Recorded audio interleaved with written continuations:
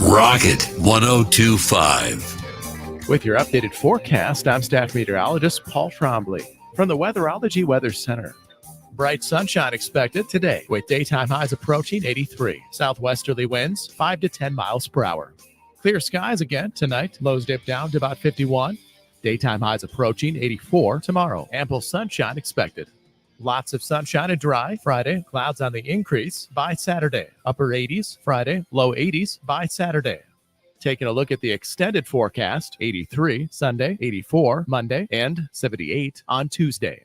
Another look at the short range, a high of 83 today. Lows level off around 51 tonight, a high of 84 tomorrow.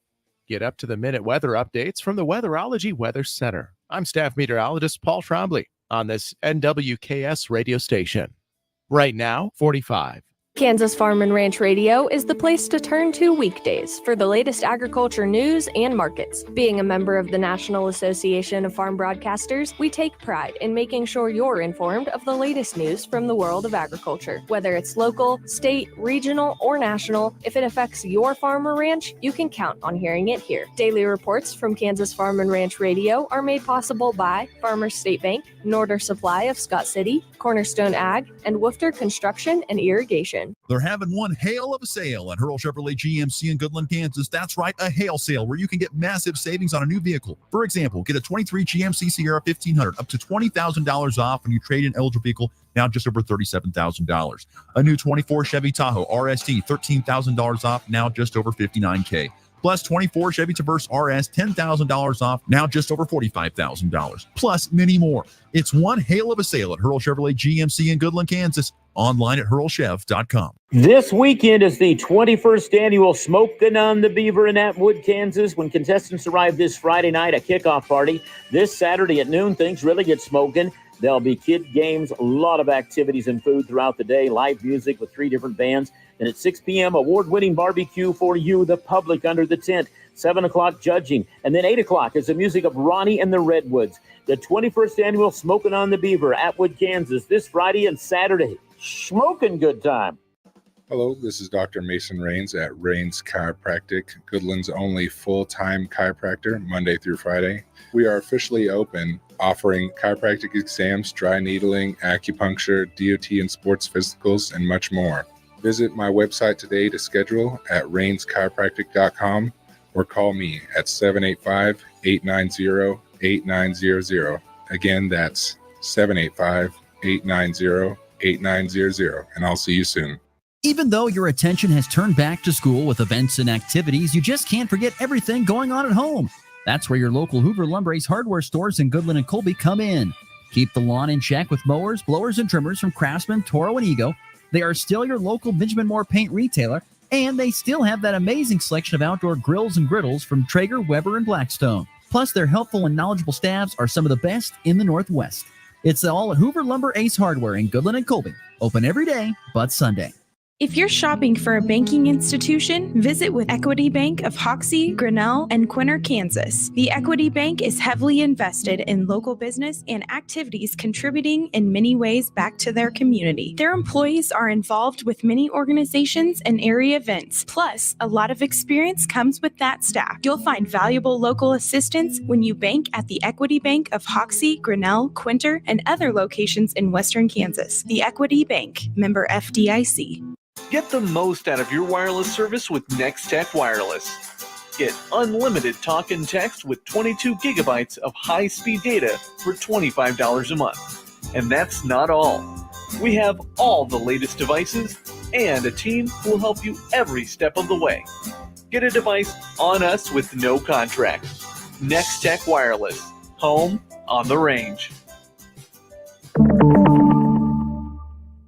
Mark your calendars for the 38th Annual Flatlanders Fall Festival from September 27th to the 29th in Goodland. Dive into the weekend on the Bricks Car Show and Bikes on the Bricks Motorcycle Show. Enjoy live music, food trucks, and family fun. Events start Friday at Chambers Park with free barbecue, live music, and more. Continue the excitement Saturday on Main Street. Thanks to our sponsors, SCCD, City of Goodland, Sherman County, Bricktop Cruisers, Bike on the Bricks, Northwest Carnegie Arts Center, and Sherman County Speedway. Visit Flatlanders Fall Festival or follow our Facebook page for more detail. But don't miss out. Mossbarger Family Farms is proud to cultivate community alongside their industry partners. Together, they employ exceptional individuals, support community events, and provide land stewardship. If you're looking to start a career in agriculture or are a landowner, give Mossbarger Family Farms a call at 785-821-0458 to discuss employment opportunities or one of their many land lease options to provide the best return on your investment. Mossbarger Family Farm stewardship practices will appreciate your land value and provide your family financial strength for generations. Join Mossbarger Family Farms in cultivating community. Med Enterprises, LLC, your fire extinguisher sales and service folk. We're talking Scott and Tanya Jarrett, the owners, specializing in commercial agribusiness portable fire extinguisher service and repairs.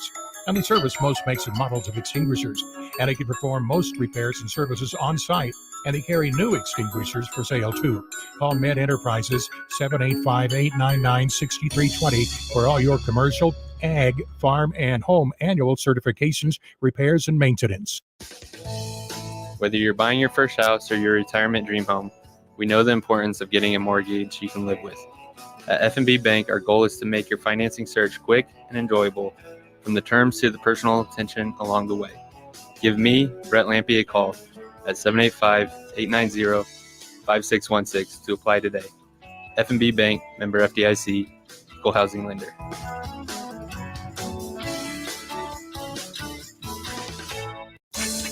Grow your business with Miller Construction Services, LLC in Goodland. They specialize in commercial construction and are your local independent authorized builder for Chief Buildings. Get your planning and project underway now. Call Matt at 785-899-5231. Whatever your commercial needs are, contact Miller Construction Services, licensed and bonded general contractors. Visit millercs.com. millercs.com. You ready? What?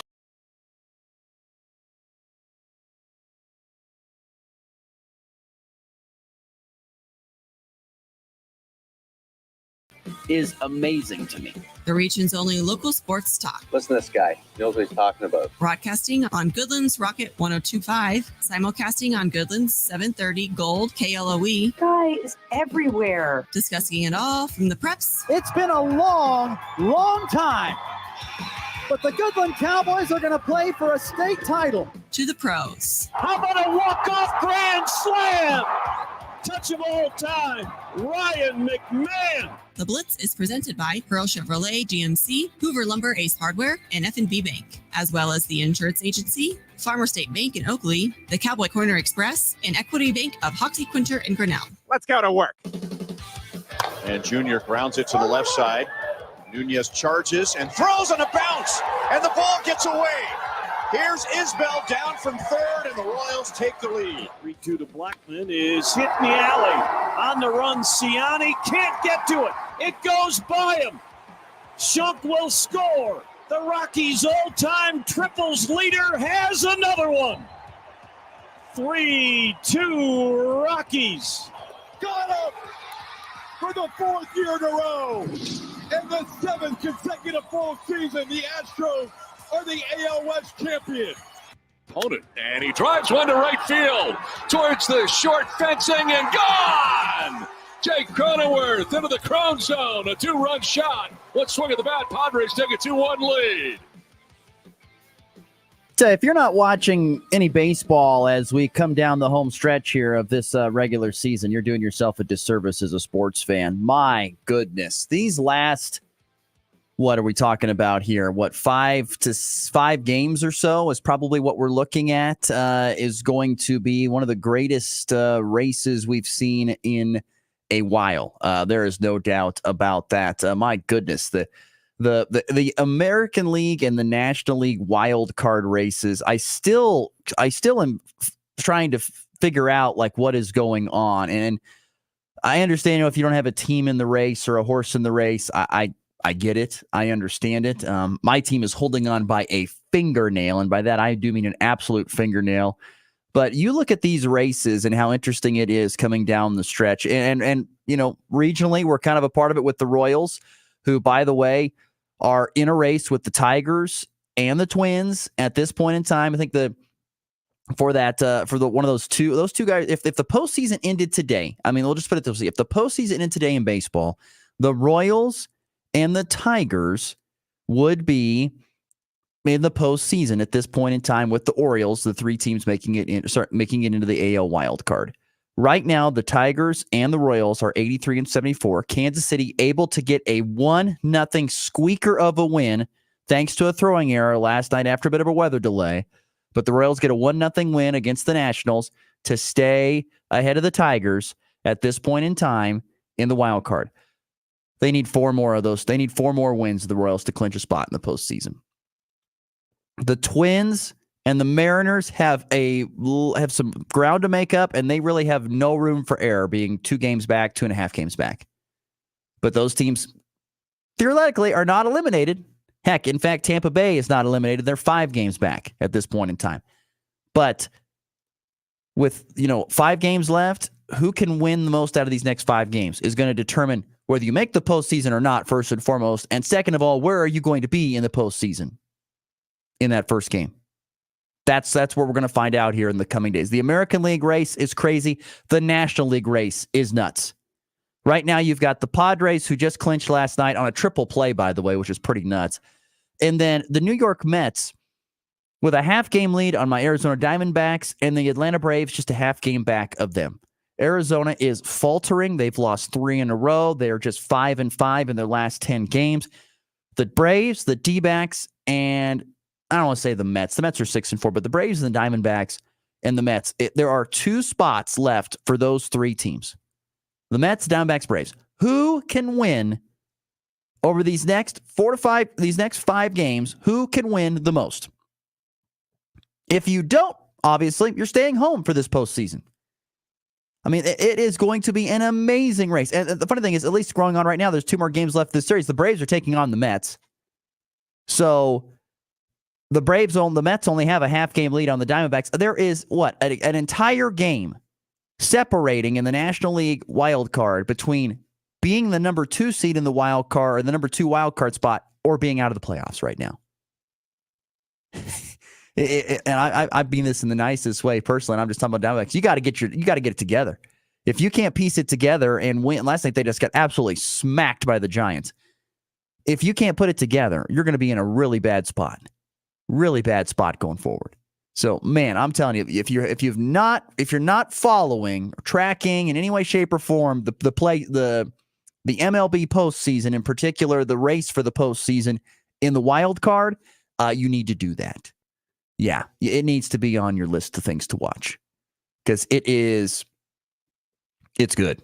It's good, and it's going to be exciting, especially if you don't have a horse in the race. And I know there's a lot of people here who are Royals fans, so you do have a horse in the race. I have a horse in the race. But and even though it's a little gut-wrenching to watch at times, I still think it's a great race here at the end of the season. We don't know who's in. I mean, it's going to come down to it's probably going to come down to the final day in some instances, and that's just crazy. So once again, just side note there as we get back. I was playing baseball highlights, and I thought I got to talk about those MLB standings. That's just nuts. But anyway, good Wednesday morning, everybody. Glad you're with us here on the Morning Blitz. It's September the 25th. It is a very nice 49 degrees outside, but don't worry, it's going to warm up. We'll get to 85 today, our high in the listening region, and plenty of sunshine expected. In fact, plenty of sun and plenty of warm temps. We're going to finish out this week. Going to see temperatures pretty much in the low to mid 80s over the rest through this week through Sunday. So look forward to the nice warm weather we're going to have here the next few days. That is for sure. Coming up on today's show, we'll be visiting with our friend from DNVR Sports. Covers the Denver Broncos as a reporter. That's Henry Chisholm. He'll join us coming up here in our second segment. The Broncos getting their first win of the NFL football season. Bo Nix looking pretty well. We'll get some thoughts from a guy who's inside covering the program step for step with Henry Chisholm. He'll join us coming up here in about 15 to 20 minutes or so. Interesting story in college football over in Las Vegas with the UNLV football program. We'll get to that in our third segment. And a very, very interesting story in Major League Baseball away from the playoffs that involves one player and coming up just short of making some pretty darn good money. But it is a Wednesday. And that means it's time for more college football talk with our college football Power 5. And so let's dive into it. The top 5 games I've got my eye on coming up here in week number 5 of the college football season.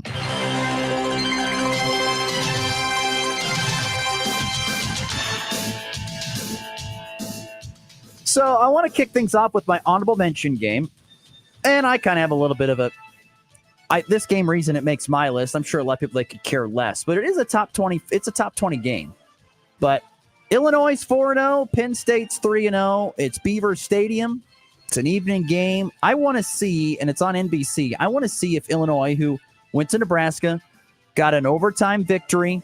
I want to see if Illinois can hang with Penn State. Illinois looked very good against Nebraska. Very, very good.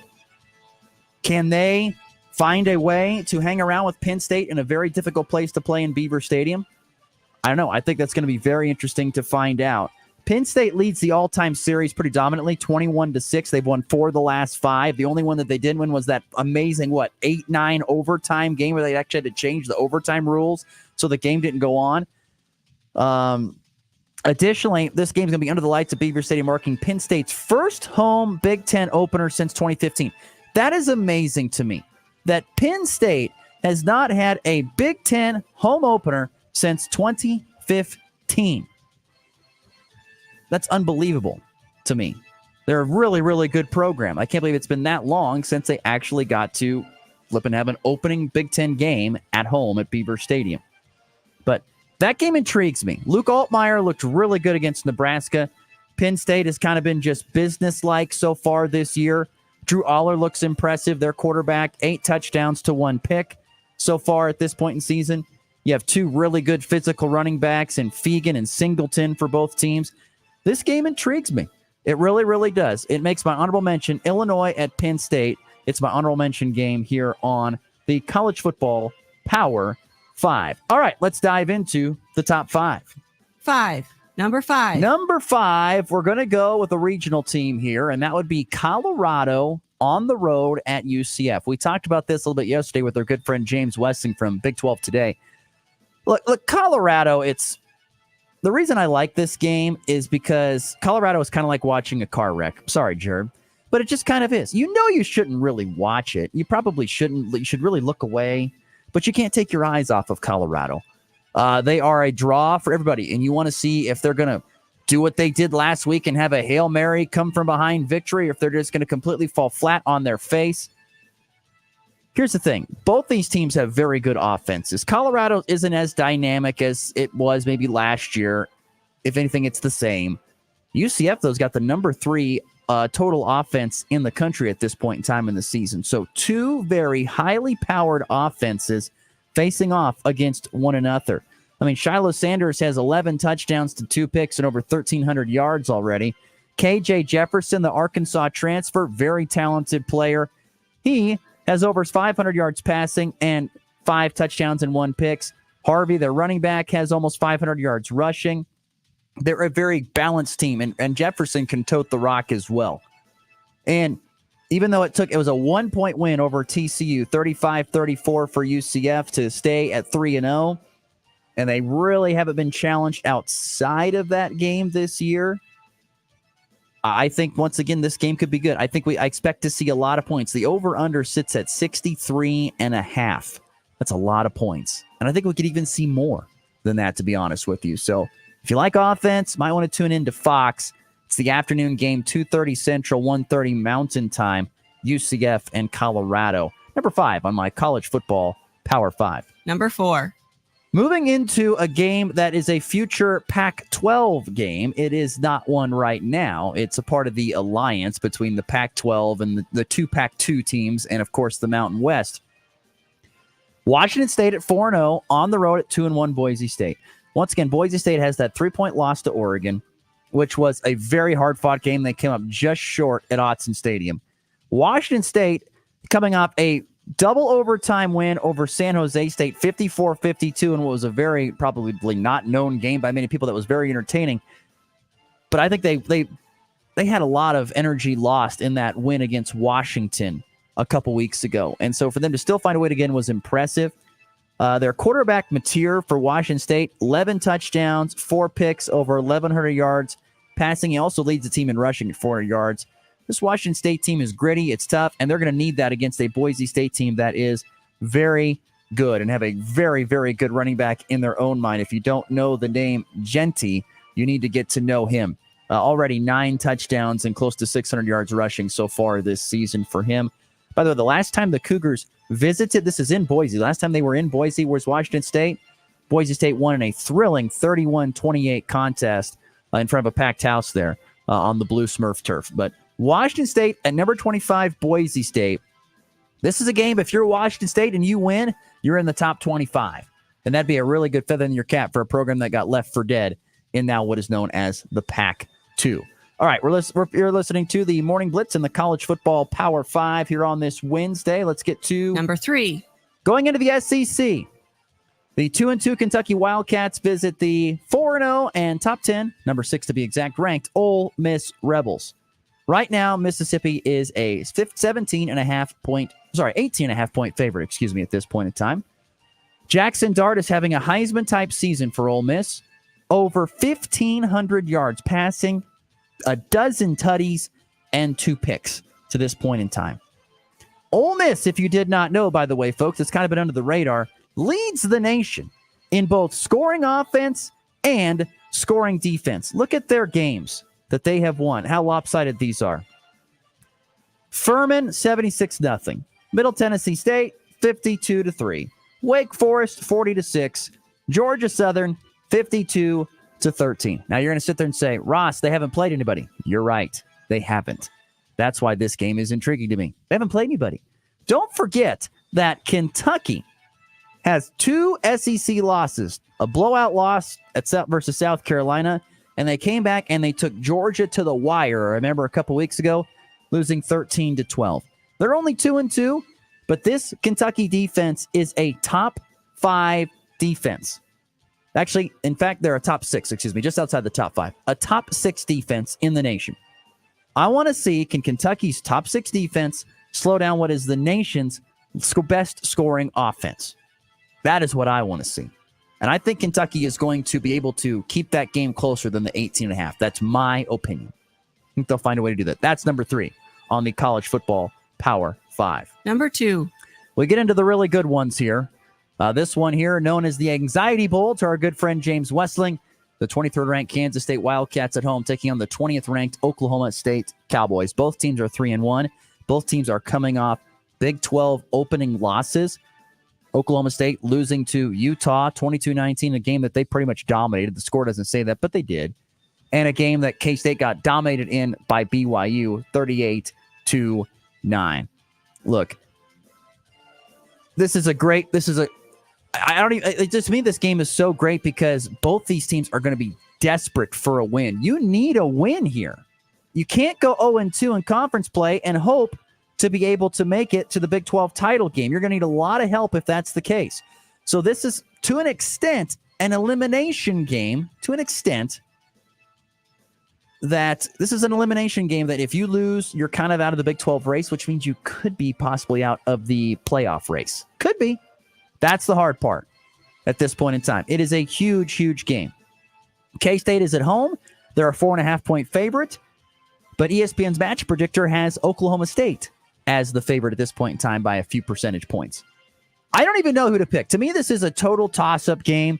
It's going to come down to who makes the less mistakes, who gets some big-time plays in other areas. Usually that's Kansas State's department, and they're at home, so I kind of lean that way a little bit more than I do Oklahoma State. You got to think Okie State's going to get back to the ground game, and Ollie Gordon, who's really having a slow start to this year. He was a Heisman contender last year. Only 250 yards rushing through 4 games and 4 touchdowns for Ollie Gordon. Alan Bowman's been pretty good, over 1,100 yards passing, 10 touchdowns, 4 picks. He's been good. I look to see if K-State really gets to Avery Johnson going in this game. Really want to see if they get him going, meaning they're going to let him run a little bit more. Might be one of those games to get him out there, get him running a little bit more, kind of like the Arizona game, and then feed him ball. Then let him throw the football is my point. So get his blood pumping, then let him make some throws. He'll be at home. That'll certainly be a help. But that game there, number 2, no doubt. K-State, Oklahoma State, a fantastic game, which I can't wait to see what happens there on Saturday. And number 2 in my college football Power 5. And number 1. Well, there's only one game that's number 1, and it has to be, of course, a preview of what could be the SEC championship game, probably. Could be. Top 5 showdown. Not only because of their standings, but because Alabama and Georgia have won 5 of the last 8 national championships combined. That's right. Number 2, Georgia at number 4, Alabama. Georgia leads the nation with 0 turnovers through their first 3 games. It's hard to get beat when you don't beat yourself. And Alabama, they've struggled. They've got 4 turnovers so far, which could be a big, big problem in this game. But look, this is Alabama. It's Georgia. It's a national title. These are 2 national title contending programs. Right now, you've got Georgia, a 2-point favorite on the road at Bryant-Denny Stadium. That's unbelievable. When's the last time Alabama was a home dog? I don't know. That's nuts to think about. But the funny thing is, you go to the ESPN matchup predictor, they have Alabama as a 65.5% chance of winning this game. That's nuts. Absolutely nuts. But you got 2 great quarterbacks that we're probably going to see on Sundays next year. Carson Beck, 7 touchdowns. Once again, no turnovers, over 600 yards passing. Jalen Milroe, we know what he can do with the ball running. He also has thrown for almost 600 yards and 8 touchdowns at this point in time. There's future NFL talent all over the field in this game. It's probably going to be a better looking game and have more pros that probably deserve to be on the field than what we'll see Thursday night between the Cowboys and the Giants, possibly. Or maybe, there's some teams out in the NFL that are really struggling, and they'd love to have a few of these players. Not saying that they could beat them, but they'd love to see it. But the quarterback matchup, the team matchup, the coaching matchup, this is a really good test for Kalen DeBoer, who's so far lived up to the billing. His team has been very good in blowout wins over, Western Kentucky and South Florida and Wisconsin. They've been very, very good, and they've had 2 weeks to prepare for this game. Has Alabama, but so too has Georgia. Both teams should be well rested. Georgia's, I think, been a little bit more tested at this point in time. I don't know. This is a total toss-up game as well. And I think, once again, this will be a really, really good game. But yeah, to me, the biggest storyline is, how does the head coach of Alabama, Kalen DeBoer, handle this massive, massive game? If he gets beat by Georgia, they'll start to already talk about, can he handle the big games? Can he win the big games? So the pressure's on Kalen DeBoer already, but this game's going to be really, really good. And I think it will be very close as well. But Georgia, Alabama, my number 1 in the college football Power 5. All right, so in recapping, I've got Illinois, Penn State as my honorable mention game this week. Number 5, Colorado and UCF. Number 4, Washington State at Boise State, a future Pac-12 game. Number 3, Kentucky, Ole Miss. The defense of Kentucky can slow the best scoring offense in the nation. Number 2, Okie State at Kansas State, the Anxiety Bowl. Who can win this game between 2 teams in kind of what is an elimination game of possibly the Big 12 title game and a college football playoff spot? And number 1 is Georgia, Alabama, which is, repeats of national championship games and all kinds of stuff like that, and SEC title games. And we'll see what it looks like at Bryant-Denny Stadium. There you go. The college football Power 5 here in week number 5 of the college football slate. There are some other good games coming up here as well. I think like Notre Dame, Illinois is a ranked game. Or sorry, Notre Dame, Louisville, not Illinois. Notre Dame, Louisville, a ranked game. There's a few other interesting games in there as well. But like I said, probably to me, Georgia, Alabama, K-State, Oklahoma are way up there high in the big time games, in my opinion. All right, let's get to a timeout. We'll come back. Henry Chisholm's going to join the show next, and we'll visit with him about Bronco football. Denver Broncos getting their first win of the season, and we'll see what Henry Chisholm has to say about that. If you have any questions, you're a Bronco fan, we'd like to ask. You can attempt to ask if you want to text into our FE Bank text line, number 785-899-2222. All right, back right after this. You're listening to the Morning Blitz. It's 8:30 Central, 7:30 Mountain Time. Your livelihood is important to you. You work hard to succeed in your farming operation, crop, livestock, home, vehicles, and special needs. We have you covered. Discounts are available for new business, remodeling, hail-resistive roofing, multi-policy, and many more. Optional coverage endorsements as well for machinery, ingestion, and equipment breakdown. Umbrella coverage for additional coverage on your home, farm, and auto. See the girls at the insurance agency.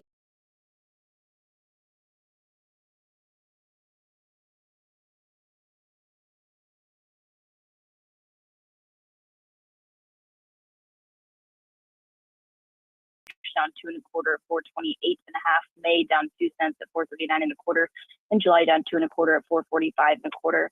November soybeans down 8 on the overnights at 1034 and a quarter. January down 7 3/4 at 1052 3/4. March down 7 3/4 at 1065 and a half. May down 7 1/4 at 1079. Chicago wheat, the December contract lower 1 3/4 on the overnights at 576 and a quarter. March down 1 3/4 at 595 and a half. May down 1 3/4 to 606 and a half. July down 1 1/4 at 612 and a half. Kansas City wheat, the December contract down 2 1/4 at 568 3/4. March down 2 1/4 at 583. May down 2 cents at 591 3/4, and July down 1 1/2 at 597 and a half.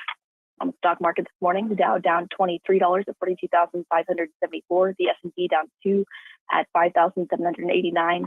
The Nasdaq down 25 at 20,142, and gold higher at $6.20 an ounce at 2,683. Crude oil down $1.28 a barrel at 70.28.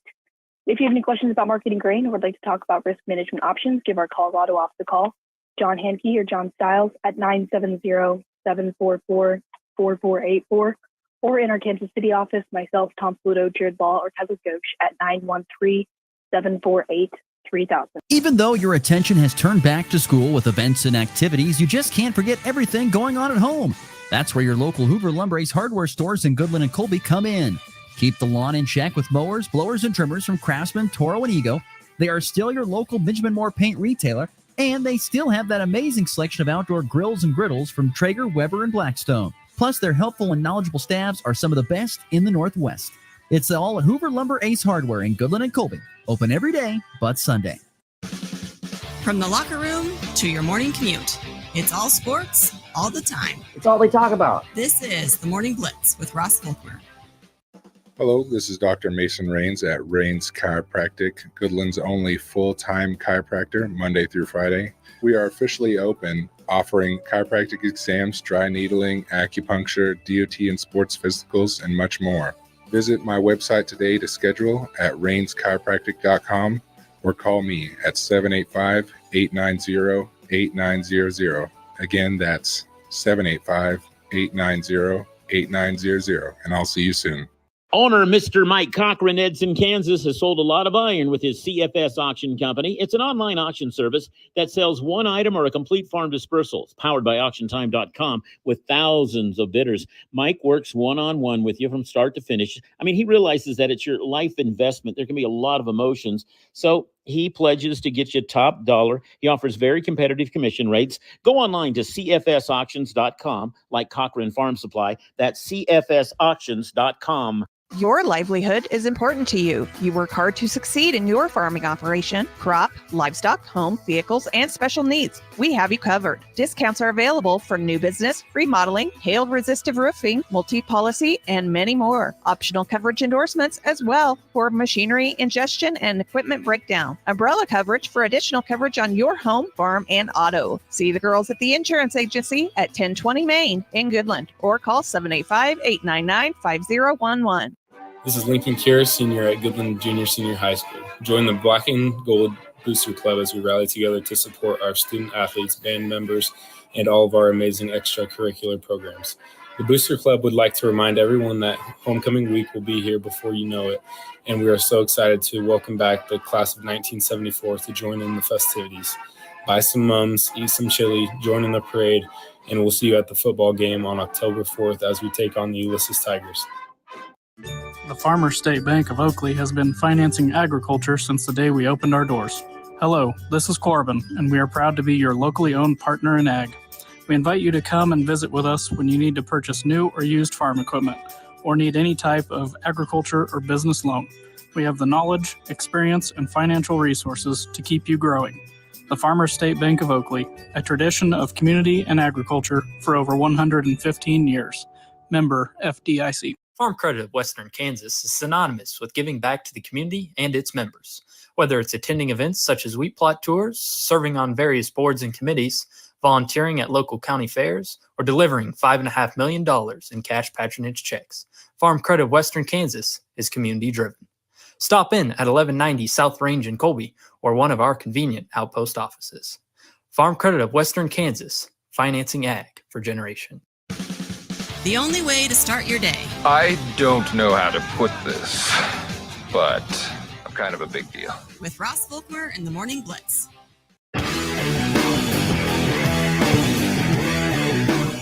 The 38th annual Flatlanders Fall Festival is ramping up for this weekend. It's going to be going on all throughout downtown Goodland. Friday night events at Chambers Park kicking off at 5 o'clock. Take your radio and catch Goodland Cowboy football taking on Holcomb. There'll be live music, vendors, food trucks, great tons of activities for the whole family all weekend long. Plus car and bike shows. Make sure you want to find out more details. You can go to flatlandersfallfestival.org. We'll be down there on Saturday morning, early afternoon, down there with you with the rolling radio. So come stop by and visit with us as we'll be there. Myself, Christina, I think, and Joel are going to be down there for a while at the Flatlanders Fall Festival there in downtown Goodland. All right, let's go to the Hoover Lumber Ace Hardware hotline, where we're joined on the phone by our good friend. That would be Henry Chisholm, who joins us now from DNVR Sports. Henry, good morning. How are we doing today? Oh, I'm doing great. You have me convinced I might need to get out there for that Flatlanders Festival. Hey, if you want to come out, I'll invite you over to the house. All right, we'll have a good time after that. Does that sound good to you? Yeah, that sounds great. Yeah, that'll be a good time for sure. Henry Chisholm, of course, covers the Denver Broncos for DNVR Sports. I have to start off. I saw on social media, guys, you're doing your pregame show. You predicted like the Broncos to win like 55-0, and they actually did get the win. Not by that convincing of a fashion, but what was your reasoning behind that? Well, so what happened was I had picked them to lose 23-6 to the Steelers. And Alex Singleton, the linebacker, had seen my prediction. And then after they only gave up 13 points to the Steelers, he let me hear about it and said he was just messing around, but said I'm banned from asking questions for 30 days. So I figured I should appease him and give him 55-0. There you go. Well, it turned out that might have been the motivation to push him over the edge and get that win. How surprised were you that they got off the schneid and got that first win of this season? I mean, it was pretty shocking to see, if I'm being honest. I mean, that first drive when they get the ball, first of all, Sean Payton's decision to win the coin toss and then receive instead of waiting until the second half, that's shocking in itself. And then for it to work is pretty crazy. I mean, they line up in shotgun, they start throwing the ball down the field, and Bo Nix hits every pass. I mean, it was kind of overdue to have a stretch like that, because every time you don't throw the ball deep, the defense just sucks in a little bit closer to the line of scrimmage. And they took advantage of it there. But, I mean, from that first series, they were just off and running. What about Bo Nix through the first two games of the season compared to this last game? What was the big difference you thought that helped him have some success, or at least a little bit more success? I think those first two defenses were just really tricky for a rookie quarterback. You know, Mike McDonald, Seattle's head coach, he runs a very well-disguised defense. You saw just like free blitzers getting after him. The Steelers the next week, it's tough to tell what coverage they're in before the snap, and that means right when the ball snapped, you have to figure it out. The Bucs came out, they showed cover 3 before the snap, and then they played cover 3. There was a bunch of examples of him getting a chance to read pre-snap, and then on top of that, I mean, the receivers didn't drop a pass for the first time. The offensive line protected him much better than he'd been protected in the first two games. And then he himself was just more accurate too. So, I mean, there were a few reasons. That also had to help that they had a running game finally. That'll certainly take a lot of pressure off of a young quarterback. Oh, totally. And I mean, it didn't come until late in the game, but Tyler Bidet, the third-year running back now, still only 24, but third-year running back, just hasn't really gotten much of a chance. He finally gets in the game and almost immediately breaks a 43-yarder. So maybe he's the answer. We'll see. It definitely helps when you're going up against, the Bucs run defense isn't great. And without Vita Vea right in the middle of it, the big nose tackle, it's certainly much worse, but you can only play who you're lining up against. And, they handle him pretty well. Once again, we're visiting with Henry Chisholm of DNVR Sports. He covers the Denver Broncos for them. How disappointing has that running back room been this season to this point? Oh, it's been pretty disappointing. You've got Javonte Williams, the starter, who just hasn't been able to find his footing. I think he might look a little bit better than last year, if I'm being honest, just because there are a couple more broken tackles. The thing is, he's just getting hit behind the line of scrimmage so often, it doesn't really matter. And I think some of that's his fault. I think that you saw it when Tyler Bidet came in. He was able to change the angles at the line of scrimmage. He was able to get to the hole quickly enough that the linemen didn't have to sustain their block so long. Javonte just doesn't look all that quick right now. And then Jaleel McLaughlin had the great touchdown run where he makes a guy miss in the backfield on 4th down on Sunday. But, he's a boomer bust player. He's an undersized speed back. And you've just seen more busts than booms from him so far. So having something with Bidet, I thought Audric Estime, the rookie out of Notre Dame, before he got hurt, he had the one run where he just powered through the middle and wound up fumbling, but it was the best run of the season to that point before he fumbled. I wonder if in a couple weeks when Audric is healthy, you combine him with Tyler Bidet, and you still get those other guys some opportunities to show themselves. But this running backs room might look a lot different at the end of the year than it did at the start. How much of that, and you kind of mentioned this a little bit, but how much of that has been this offensive line, which I know they've spent good money on and brought in some really good pieces. I know they're dealing with some injuries now as well, but how much has this offensive line just not lived up to the billing? I think that's a big piece of it. And, it's tough because, Quinn Miners, for example, you give him the big contract this offseason. He was your best offensive lineman last year. An alternate for the Pro Bowl, still a young guy, still getting better. But in the first couple weeks of the season, he missed a couple of blocks. And, it's going to happen to everybody now and then. Nobody's going to have a perfect season. But when even your best player is missing blocks at the beginning of the year, and you can just imagine how many blocks some of the other guys are missing. And so it's just this, every single play, it feels like somebody's screwing up. And because of that, it just makes it really tough to get into a rhythm. And this week was much better. And like I said before, I think, it was a much easier game plan this week going up against the Bucs. I think that talent-wise, the Bucs don't have as much in the trenches as those first two teams did. But still, they executed better. And, I think that sometimes offensive lines need time to gel. And I think that's particularly true when you have a brand new center this season. We're visiting once again with Henry Chisholm of DNVR Sports, talking Denver Broncos, picking up their first win of the season this past Sunday at Tampa Bay, getting to 1-2. How much of a concern is it that Bo Nix does not have a passing touchdown yet through 3 games, or is there not one? That's a good question. It was really concerning a week ago. But after the way he played on Sunday, I'm less concerned. It will be nice for him to finally get that, though, because it's looming. Because in the first 2 weeks of the season, Jaden Daniels didn't have a passing touchdown. Caleb Williams didn't have a passing touchdown. So it was a lot easier to kind of wipe it away. Now, there were other issues with Bo that made it a little bit more concerning. But then now that those two have both thrown touchdowns, you're really waiting. You would really like to see him throw, 17 touchdowns this year. That'd be a pretty average number for a quarterback. That comes out to about 1 a week. And so to not have any through the first 3 weeks, it just is going to bring that total down at the end of the year. I think it'll come. I don't think there are any particular mistakes he's making in the red zone there was the interception, I guess, against the Steelers. But for the most part, he's playing good football recently. And the touchdowns will come, I would think. As long as he's not throwing the ball away, that'll be the big key, right? Yeah. That's the thing. You can't just be lobbing it up to the defense when you're in the red zone. And he's only done that once, but he did do it. Yeah, well, rookie mistake. He'll hopefully learn from that. We're visiting with Henry Chisholm of DNVR Sports. You've talked about the defense for other teams, including Seattle and the teams that the Broncos have lost early on in the season. But Denver's defense played fantastic. 7 sacks, couple of forced turnovers. If Denver's going to win more games this year, they're going to have to play more like that, right? Oh, absolutely. Absolutely. And I think it's really exciting to see the Broncos offense kind of get itself going. But to me, they didn't play a spectacular offensive game. It's just that defense was so good.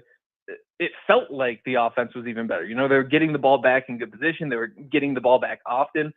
The Broncos defense they were everywhere. I mean, the run defense was great. I guess there might have been a couple of hiccups, but for the most part, they were great.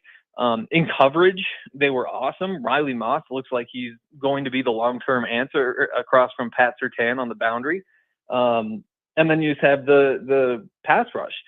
7 sacks, 6 different players get sacks, and you don't get 7 sacks in a game very often.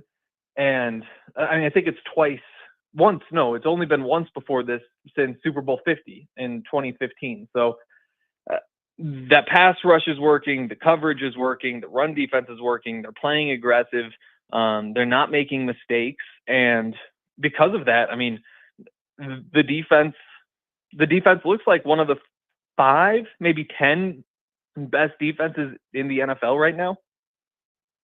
Yeah, possibly so. But they're going to have to, like you said, they're going to have to play like that, I think, on a more consistent basis to help cover up for what the offense's slow starts and possible struggles could be. The schedule, to an extent, looking ahead, isn't terribly daunting. I mean, yeah, the Jets and the Saints are coming up, but in there you've got a banged-up Chargers team, a Raiders team that doesn't know what they're doing at times, and, of course, the Panthers. There's chances here to find your footing, it feels like, in the first half of the season. Yeah, no, I totally agree. And I think that maybe before the season, that schedule might have looked a little bit tougher. What you really worry about is the middle of the season. You've got a little stretch against the Chiefs and the Ravens, and I think now the Falcons are right there. Which again, before the season, you don't worry about. Now maybe you do.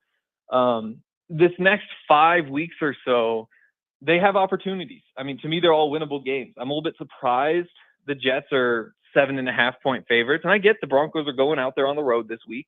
But, I don't think the Jets have looked all that good. Now, Thursday Night Football, they beat up on the Patriots. But what if the Patriots are more of what we expected them to be and less of, the team that beat the Bengals in week 1, especially now that the Bengals have lost all 3 of their games? I think that they are in this very winnable stretch. I think you'd like to get yourself set up well. First of all, get back to 500 this week, and then you get your fresh start. If you can then go on and, win 2 of those next 4, all of a sudden you're sitting there at 500. That's really all you can ask for the Broncos this season, just given where the expectations were in a rookie quarterback, all those sorts of things. Henry, if you could give me one positive thing you've liked out of the first 3 games and one big negative thing that you've seen through the first 3 games, what would they be? Let's see. The positive to me, I would go with, I'll just say the pass defense in particular. The coverage has been great. I think with Brandon Jones, they've looked, the 2 turnovers on Sunday were great, the new safety for the Broncos, but he's been solid in the couple of games before that too. You combine him with the other pieces they've had, the pass rush they're getting, I think that pass defense looks really, really good. In terms of disappointments, I think I'd just go with the skill position players on offense as a whole. The expectations weren't high for them this season. I think people understood that, you move on from Jerry Jeudy and you don't really replace him. Jerry Jeudy, not an all-star, but, you lost some talent this offseason from a group that wasn't all that talented to begin with. But in particular, Cortland Sutton, a little bit of a slow start. Marvin Mims, Troy Franklin, just not getting much out of those guys who you've invested in the past couple of years in the draft.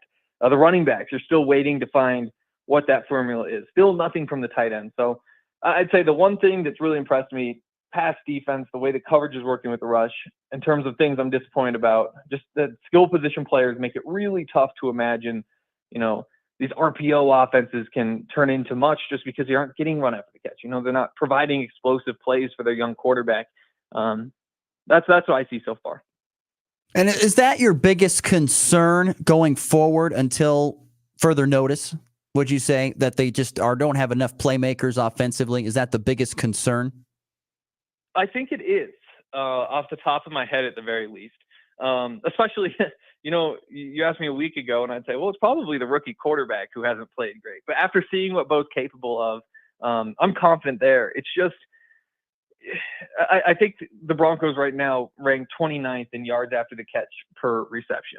So you're really not anticipating much. And for a quarterback who made his name throwing the ball short in college, that's just a really tough combination. And then we've all seen what we've seen from the running backs.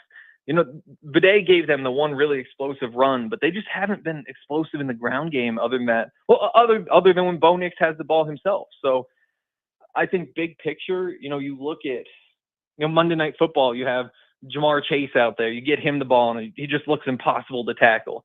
You know, Terry McLaurin in that same game also looks incredible. You just have so many of these guys around the league, and the Broncos just don't have those sorts of explosive athletes on offense. And eventually you're going to need your weapons to make plays. And I just don't know who on this team is capable of that right now. We'll certainly find out in the coming weeks. You make it sound like you're confident in this week's game against the Jets. I get that vibe from you, possibly them. Why do you think that against Aaron Rodgers and this really good Jets defense that they could get a win? I think the Jets are a solid football team. To me, they aren't all that special, though. You know, in watching the first couple of weeks, I think they're fine. I think the defense the past few years, you know, maybe in the same way the Broncos defense has been overrated at points. They're put in situations where the other team feels like if they score 17 points, they're going to win the game because Zach Wilson is in at quarterback and they just don't have much going on offense. And because of that, they aren't tested as much. And so I think that kind of inflates the numbers. I think that's happened with the Broncos in a couple of the recent seasons. I think the defense is solid. Without Hassan Reddick, though, you know, they just don't have – they have Sauce Gardner. The DBs are fine, but that front seven, I don't know that it's all it's talked up to be. Then offensively, you know, the running game is good. I think the Broncos' run defense is up to the challenge, though. And then last week, I really liked what the Jets did, you know, starting the game out. I think the 3 first plays were all play-action bootlegs. You know, I think that really got Aaron Rodgers into a rhythm. And, you know, he's still a good player. He might not be what he used to be, but the Jets will have the better quarterback in the game. I think, though, you know, this isn't the most complex scheme that they're running.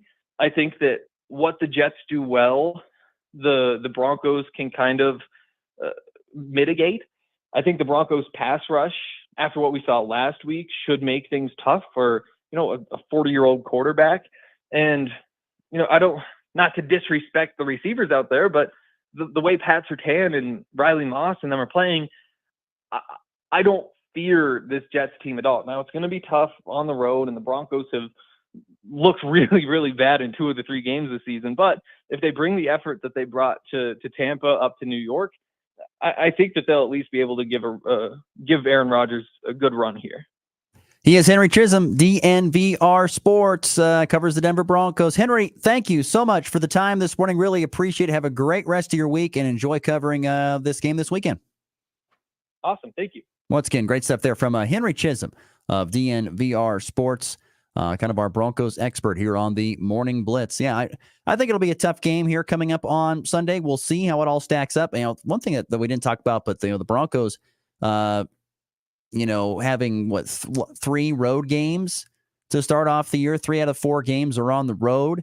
That's tough, but they are going to come home for 3 out of the next 4. That will be nice. So, like I said, hopefully that Buccaneers game was a turning point for them, and then they can find a way to put things together and hopefully get stack some more W's here early point in the season and get that confidence up for Bo Nix. We'll find out.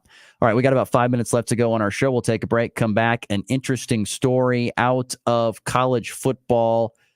One of the black eyes of today's college athletics world. We'll talk about it next here on the Morning Blitz. As a customer-owned cooperative, Midwest Energy members elect their board of directors. Ballots for this year's director election are in the mail and must be completed and returned by October 4th. Election results will be announced at our annual meeting on Monday, October 21st, 10 a.m. at the Hilton Garden Inn in Hayes. We'll give away great door prizes, and all Midwest members are invited to attend. Midwest Energy, a customer-owned cooperative, making energy work for you. They're having one hail of a sale at Hurl Chevrolet GMC in Goodland, Kansas. That's right, a hail sale where you can get massive savings on a new vehicle. For example, get a 23 GMC Sierra 1500 up to $20,000 off when you trade in eligible vehicle, now just over $37,000. A new 24 Chevy Tahoe RST, $13,000 off, now just over $59K.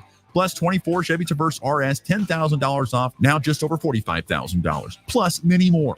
It's one hail of a sale at Hurl Chevrolet GMC in Goodland, Kansas. Online at hurlchev.com. It's common knowledge that after age 30, our metabolism changes. We have less energy and gain weight easier. There's a way to feel better, not in years or months, but sometimes in just days. I'm Chuck Norris. I tried everything. Working with a team of health experts, we came up with Morning Kick. Morning Kick is a revolutionary new formula that combines all my favorite supplements into one daily drink. Morning Kick has probiotics to help you lose weight, prebiotics for digestion, superfoods for muscles and joints, and powerful anti-aging supplements. It'll help you feel youthful, energized, and helps manage stress. I look and feel better than I have in years. Go to roundhouseprovisions.com, use code SAVE, or text SAVE to 511-511 and claim 40% off. Roundhouseprovisions.com, code SAVE. Every purchase comes with our 90-day money-back guarantee. You could be feeling these changes within just a couple of days. Text SAVE to 511-511. These statements have not been evaluated by the FDA. This product is not intended to diagnose, treat, cure, or prevent any disease. Tax fees may apply. Since 1901, F&B Bank has been serving our local ranchers, farmers, and other ag-related businesses, and many of our team members grew up in the ag environment. That being said, we understand your business doesn't fall into a one-size-fits-all model, so why should your loans? You can count on us to understand the uniqueness of your operation and meet each one of your financing needs. Come see me, Casey Schilling, to begin building that relationship today. F&B Bank, member FDIC. Your livelihood is important to you. You work hard to succeed in your farming operation, crop, livestock, home, vehicles, and special needs. We have you covered. Discounts are available for new business, remodeling, hail-resistive roofing, multi-policy, and many more. Optional coverage endorsements as well for machinery, ingestion, and equipment breakdown. Umbrella coverage for additional coverage on your home, farm, and auto. See the girls at the insurance agency at 1020 Main in Goodland or call 785-899-5011. No one rambles on better than Ross Volkmer. All you do is talk on the Morning Blitz. I'm a man on a mission. Thanks again to Henry Chisholm for joining the show. Really appreciate his insight on the Denver Broncos. As always, miss any of that conversation, catch it on the podcast coming out here a little bit later on. I want to get to some high school volleyball before we get to the walk-off, but Wallace County earned a pair of wins last night in the Rollins County Triangular. Lady Wildcats beat Hitchcock County in straight sets. They beat the host Buffaloes in 3. Rollins County did win over Hitchcock County 2-0. St. Francis won both their matches. The Golden Plains Triangular, they go 2-0. Golden Plains did get a win over Quinter. Oakley, who, by the way, ranked in the KVA rankings, dropped both matches last night at home to Hayes TMP and Ellis, both in 3 sets. They're still 16-3, a very impressive start to the year for Lady Plainsman volleyball. Hoxley split their 2 matches last night. They lost to Norton, but beat Trigo, both those matches ending in straight sets. Shylin went 2-0, defeating Decatur Community. Decatur Community did beat Logan Palco in straight sets on the night. And there's a fascinating story coming out of college football before we get to the walk-off. I'm not going to have a lot of time diving into it, but this UNLV, who many Kansas fans know, their starting quarterback, Matt Sluka, who had a great game against them, led them on the comeback to beat KU. He is going to redshirt the rest of the season. He will not play any more games this year. You can play 4 games without burning your year. He's played in 4. He is not going to play the rest of the year despite UNLV being undefeated. Because the reason why was because UNLV made promises to him that were not upheld. Pretty much meaning he was guaranteed NIL stuff. He has not gotten it. And because of it, he is going to not play the rest of the season. Look, I understand from both sides of this. Matt Sluka, I get it. You want to get compensated for being really their top rusher, top player. He's a good football player. He transferred into this program. They offered him things to transfer in. He did his part. The side that they offered him, they're not living up to their end. I get that, and that's why I get why he has a right to be mad. But this is the door. These are the doors that you open when you start bringing in the NIL and all this stuff to college athletics. People can just quit whenever they want because they're not getting what they want. This is the type of crap that can happen. It makes me sick and mad. Even though I understand it from both sides of the coin, I don't like it. And this is why it's hurting college athletics. Simple as that. Once again, Matt Sluka of a undefeated UNL Running Rebels football team is not going to play the rest of the season because, well, UNLV has not lived up to their NIL package that they said. And so my guess is we'll see Matt Sluka going somewhere else next season in college football. A 3-run walk-off home run. A game-winning walk-off with a walk-off. His second walk-off hit of the season. In walk-off fashion, that baby's gone. Once again, a reminder to check out the baseball playoffs. Track that here tonight. Colby Community College volleyball looking to bounce back tonight. They have a loss, of course, Monday to Barton, the 5th-ranked team in the nation. Well, CCC will host Dodge City tonight. We'll see if the Lady Trojans can bounce back and get a 3-0 sweep, pick up a win. I'm guessing they will probably get that done. More than likely, they're in the event center. We talked about the Royals, a 1-0 win. The Rockies, they fall to the Cardinals 7-3, although Charlie Blackman played great. He had a double and a triple for the Rockies. Well, the retiring Charlie Blackman. And an interesting story out of Major League Baseball. First baseman for the Pirates, Rowdy Tellez, needs 4 plate appearances to get a $200,000 bonus. He was released by the Pirates before Tuesday's game to prevent him from making that money. Tough business, man. 4 at-bats away from making another $200,000. Nope. Goodbye, sir. We're not going to pay you that kind of money. Tough life for Rowdy Tellez, the first baseman for the Pirates. All right, that'll do it for our show. Thanks to Henry Chisholm. Thanks to you for listening. We're back again tomorrow in 23 hours for a Thursday show. We'll have the NFL Power 5, and St. Francis head football coach Grant Wiggers is going to join the program, talk about his team off to a 3-0 start and the big game they have this coming Friday against Decatur Committee. Hope you tune in and join us then. Have a great rest of your day, everybody. We'll see you tomorrow here on The Blitz. Rocket 102.5 is KKCI.